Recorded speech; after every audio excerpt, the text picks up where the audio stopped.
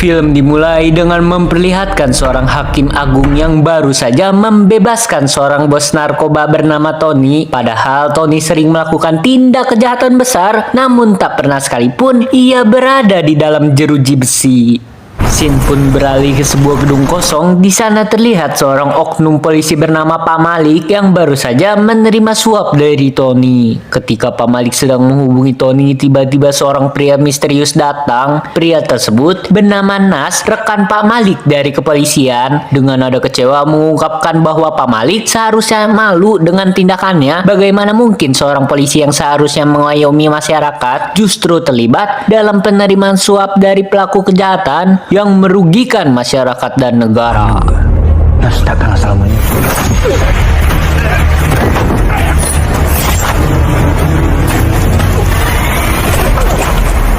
Nas yang tahu hukum itu tumpul ke atas dan runcing ke bawah memutuskan menyiksa Pak Malik dengan cukup brutal karena Nas tahu seharusnya para tikus berdasi layak dihukum mati.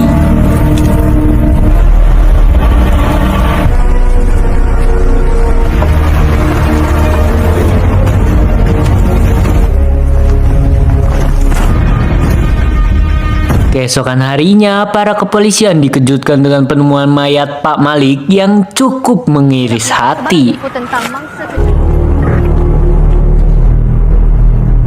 Terkecuali si Nas karena kita tahu bahwa dalang pembunuhan ini adalah ulahnya. Dan selamat datang di Sheriff. Singkat cerita, kantor polisi sedang gembor-gembornya melacak keberadaan pelaku pembunuhan Pak Malik. Bahkan ternyata semua oknum polisi yang bekerja sama dengan Tony bernasib sama dan pelaku pembunuhan tersebut dijuluki The Mad Killer.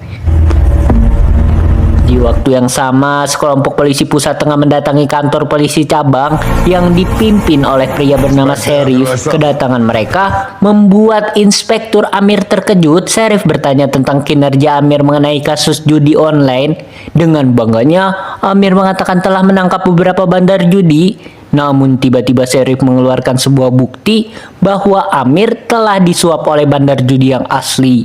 Nih, kat mana? Syarikat ni. Kau lah. Itulah. Sabar semua makan suah. Saking takutnya, Amir sampai mengacungkan senjata dan kejar-kejaran pun tak dapat dihindarkan. Tapi ketika Amir hendak kabur dengan mengendarai mobil, ternyata setir mobilnya telah dicopot oleh Sheriff. Tuan, tolonglah tuan. Sehingga Amir pun tertangkap. Akhirnya kita diperlihatkan bos narkoba terbesar di Malaysia yang tengah menyiksa anak buahnya karena telah membuat kerugian bisnisnya. Aku tak tahu.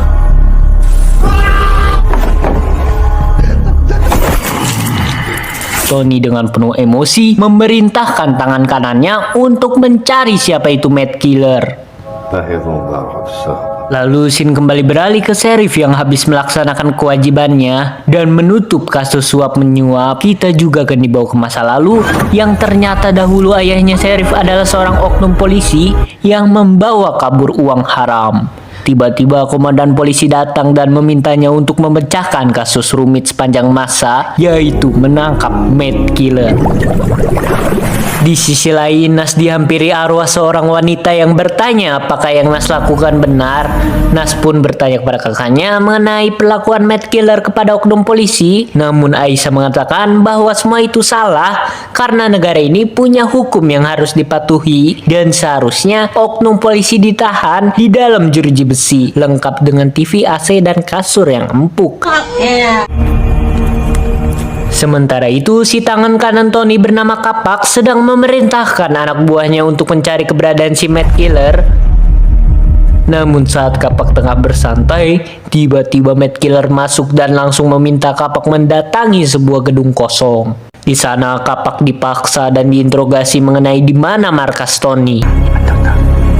Dan keesokan harinya telah ditemukan sebuah mayat, tak lain tak bukan si Kapak serta Mad Killer atau Nas yang sudah berada di sana. Kita tak boleh sesuka hati Prof.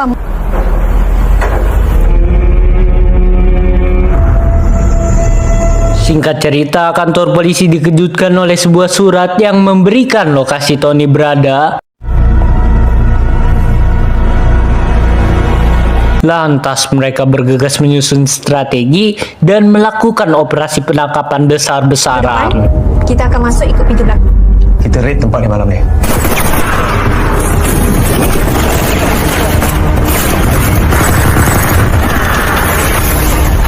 Lepas korang secure area tengah, Tony pun berhasil dihabisi dengan brutal, tapi ternyata itu hanyalah imajinasi si Nas bahwa operasi yang benar baru akan dilakukan.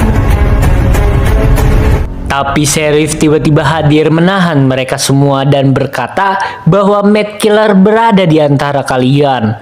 Maka hari ini akan dilakukan sebuah interogasi dadakan. Kemungkinan korang bunuh, lepas tu letak dadah satu badan. Apa yang dia orang lah yang paling berpotensi besar untuk dijadikan suspek. Soal siasat dengan kau lah Bahkan satu-satu anggota polisi ditanyai apa yang mereka lakukan sebelum hari Pak Malik dibunuh. Mereka semua kebanyakan lupa dan yang ingat cuma Nas. Bahkan ia menjawab dengan detail, membuat kecurigaan pun muncul. Sebab biasanya si pembunuh sudah menyiapkan sebuah alibi yang sempurna. Kenapa? masih nak diamkan diri ke macam? Okey, setakat ni ada Jadi potential suspect, okey? Saja di kalangan korang semua yang dapat. Nazri! Maksud Perfect story. Setelah selesai mereka langsung bergegas menuju markas Tony dan penggerebekan pun dimulai.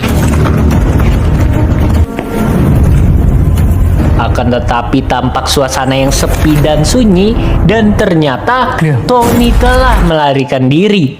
Tiba-tiba muncul sebuah suara mencurigakan. Ketika hendak dicek, ternyata itu hanya Sheriff yang mencoba mengikuti mereka karena kepo sedang operasi apa. kata patut ganggu operasi narkotik. Operation Blonde. Di sisi lain, benar saja Tony sudah melakukan pemindahan pabrik narkobanya sebelum para polisi itu datang. Tak bawa habis itu. Kekesalan terhadap Sheriff pun sampai esok hari. Bahkan mereka telah mengetahui masa lalu ayahnya yang merupakan oknum polisi. Bahkan mereka juga curiga Sheriff memakai narkoba, sebab dirinya hari ini selalu pergi ke kamar mandi. Sampai ketika mereka memutuskan untuk mengintipnya, dan benar saja Sheriff sedang memakai obat-obatan. Ia pun dibawa ke sebuah ruangan dan diinterogasi dengan Nas yang penuh emosi. Kau tuduh kita orang semua kayaknya kau bagus sangat. Namun komandan kepolisian datang dan mengatakan bahwa itu hanyalah obat migrain. Oh, macam tu. Tentu kecurigaan Sheriff kepada Nas makin kuat karena dia doang yang menggebu-gebu dan berusaha menangkap dirinya. Kenapa sebenarnya ni?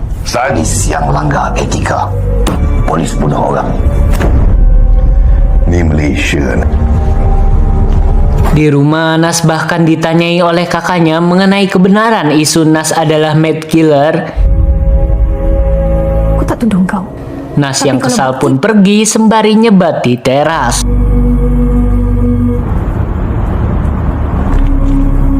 Ia pun mendatangi seorang informan yang merupakan anak buah Kapak. Diketahui si informan mengkhianati Tony sebab ialah adik dari seorang kakak yang disiksa, diperkosa, dan dibunuh oleh si Tony. Dan perempuan tersebut adalah pacarnya si Nas. Nas meminta si informan untuk mengeksekusi mayat selanjutnya sebab identitas Mad Killer sedang terancam.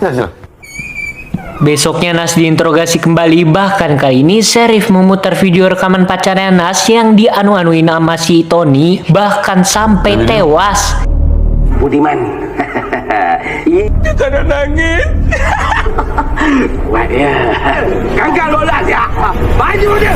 Buka baju. Tapi Nas berusaha untuk tetap tenang, sampai akhirnya Aisyah datang menghentikan semua ini. Stop video tu. This is too much. Kau ni semalam Sheriff. Tiba-tiba polisi dikejutkan penemuan mayat yang dilakukan oleh Mad Killer. Hal ini sekaligus mematahkan tuduhan terhadap Nas. Namun seorang polisi mengabarkan bahwa ia telah melacak Mad Killer. Suspek dia kena tahan dekat roadblock jalan Melu. Mereka semua pun bergegas. Dan terlihat si Matt Killer palsu adalah si informan. Alhasil aksi kejar-kejaran pun terjadi.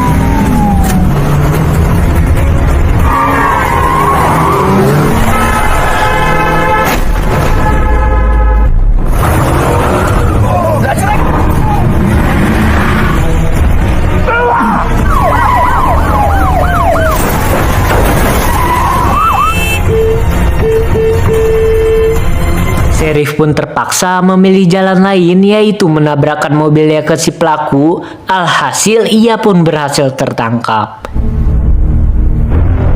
Kita dah jumpa Matt Killer. Nas diminta Sheriff untuk menginterogasinya karena Sheriff masih yakin bahwa di hadapannya saat ini bukanlah Matt Killer yang sebenarnya.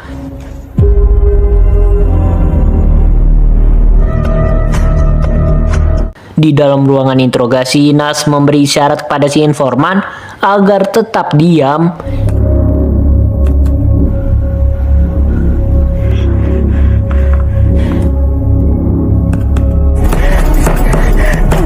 Didapati bersalah. Kenapa kau diam? Di saat Nas berhasil membuat kericuhan dan si informan hendak melarikan diri, tiba-tiba si Asep menembak mati si pelaku hingga membuat dirinya diskor. Di sisi lain, Tony berencana untuk membuat anak-anak hasil culikannya diubah menjadi seorang pecandu dengan cara dipaksa untuk mengkonsumsi narkoba dan mereka ditugaskan untuk mengedarkannya dengan tujuan agar Matt Killer berhenti karena gak akan sanggup membunuh anak-anak. Kamu cakap apa? Sementara itu, Sheriff mengatakan bahwa di antara mereka ada dua polisi yang merupakan kacungnya Tony dan mengatakan bahwa dirinya meminta untuk sampaikan pesan tentang dirinya yang bersedia bekerja sama untuk menangkap Matt Killer. Loh, singkat cerita, kita semua akan diperlihatkan siapa oknum polisi yang bekerja sama dengan Tony. Ternyata ia adalah Jen, inspektur yang memimpin penangkapan Matt Killer. Jen menjelaskan bahwa ada seorang polisi pusat bernama Sheriff ingin bekerja sama dengan Tony demi mengungkap dalang Matt Killer yang sebenarnya.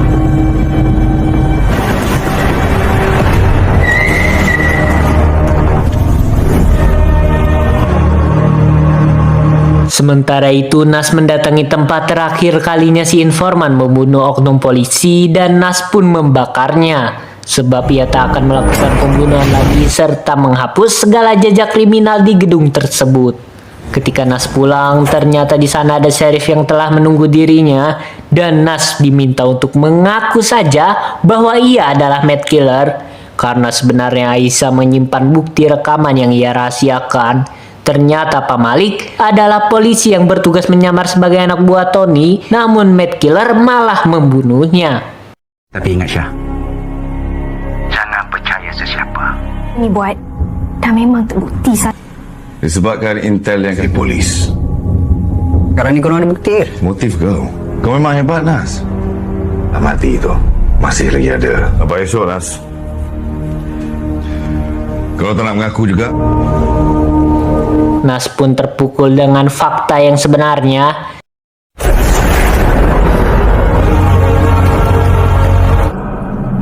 Kau bunuh orang. Sementara itu, sheriff yang hendak pulang tiba-tiba ditabrak oleh sebuah truk dan dirinya dibawa oleh sekelompok orang dan ternyata juga itu adalah ulahnya si Tony. Sehingga sheriff yang marah karena mobilnya dihancurkan pun mengamuk. Tak berkenalan dengan DSP Sheriff ni.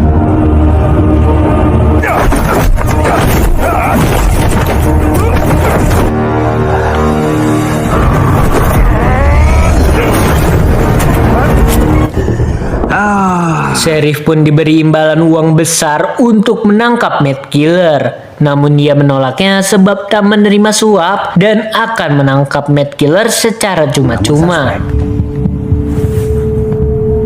Kak, baruan Macam tak. okey. Oh. Tengok apa aku buat. Di waktu yang sama, Nas dihampiri oleh Jane dan mengatakan dirinya telah mengetahui bahwa Naslah Mad Killer, namun ia tak akan membocorkannya sebab Jane meminta Nas untuk bekerja sama membunuh Tony. Kau kena percaya aku. Di pagi harinya, kantor polisi dibuat kebingungan atas hilangnya Jane dan Nas padahal mereka berdua sedang merancang skenario untuk berpura-pura menyandera Nas dan Jane. Kenapa Nisha? Sebab Jane memberikan informasi mengenai siapa Mad Killer sebenarnya kepada Tony adalah sosok Aisyah, kakaknya Nes. Polisi pun dipaksa menyerahkan Aisyah, kalau tidak Nas dan Jane akan dibunuh saat itu juga. Kalau dia bukan tikus? Kau nak Aisyah pun mendatangi lokasi yang telah disepakati dan ia dibawa ke markas Tony. Tapi jangan risau.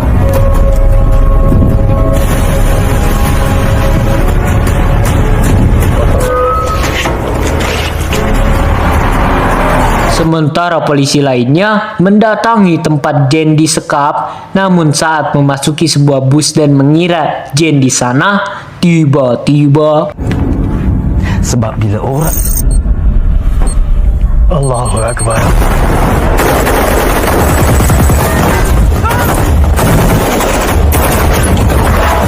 ketika Aisyah hendak dibunuh, para polisi langsung menyergapnya karena ternyata Aisyah menelan pelacak sehingga pertempuran kembali terjadi.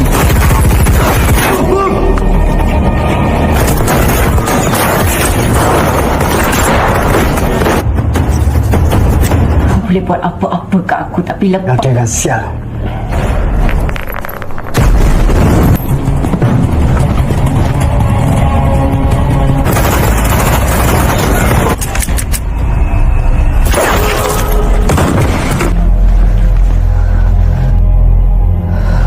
Dan inilah yang kita tunggu-tunggu, di mana Mad Killer berhadapan langsung dengan Tony. Dengan penuh dendam dan amarah, ia membunuh secara brutal.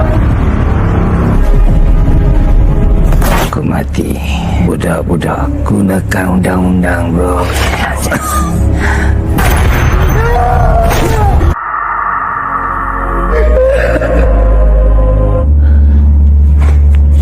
Di sisi lain terjadi kejar-kejaran antara Jane dan Aisyah. Rupanya Jane ingin membunuh Aisyah dan Nas agar tak ada saksi bahwa dirinya ikut terlibat. Namun Nas tiba-tiba muncul dengan senjata yang sudah berada di kepala Jane. Awalnya Nas ingin menghabisi Jane sebab ia adalah polisi yang bekerja sama dengan Tony. Namun karena Aisyah telah tahu bahwa adiknya adalah Mad Killer, berusaha untuk menghentikannya dan malah menembak mati Nas. Ketika hendak menangkap Jane, tiba-tiba Jane berhasil menembak Aisyah hingga terjatuh. Kasus rumit ini pun terpecahkan, di mana Jane dipromosikan sebab berhasil memecahkan 2 kasus besar sekaligus. Namun salah satu rekannya berkata bahwa Aisyah tidak mati melainkan dirawat di rumah sakit. Tapi aku tak boleh buat tanpa. Apa? Jane pun mendatangi ruangan Aisyah dirawat dan hendak meracuni minumannya. Namun tiba-tiba Sheriff masuk dan memberikan sebuah bukti kuat bahwa Aisyah adalah polisi yang bekerja sama dengan Tony. Dan ternyata Aisyah juga baik-baik saja sebab peluru hanya menembus rompinya, tak sampai melukai organ vital. Sehingga Aisyah yang tak ada harapan lagi pun memutuskan untuk mengakhiri hidupnya saja. Masa kau ni kat mahkamah? Pistol tu. Tak apa. Film pun ditutup dengan penangkapan Hakim Agung atas dugaan suap dan film pun berakhir. Endingnya cukup tak terduga dan alur yang membuat saya kesal. Gimana menurut kalian? Coba komen. Dumb ways to die. So many dumb ways to die.